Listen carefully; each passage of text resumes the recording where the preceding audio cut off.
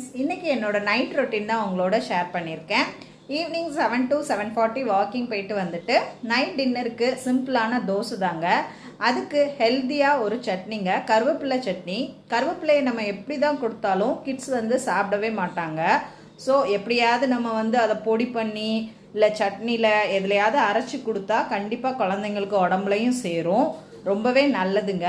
நான் இன்றைக்கி என்ன சட்னி பண்ணியிருக்கேன்னு உங்களோட ஷேர் எடுக்க மறந்துட்டேங்க. ஸோ இப்போ நான் ரெசிபியை சொல்கிறேன். 2 கை நிறைய கருவேப்பிலை, ஒரு 10 புதினா இலை, ஒரு தக்காளி, ஒரு வெங்காயம், 3 பச்சை மிளகா, ஒரு பல் பூடு, கல்லுப்பு, இவ்வளவும் சேர்த்து அரைச்சிக்கோங்க. ரொம்ப சூப்பராக இருக்குங்க. இது தோசை மேலே ஸ்ப்ரெட் பண்ணியும் கிட்ஸ்க்கு கொடுக்கலாம்.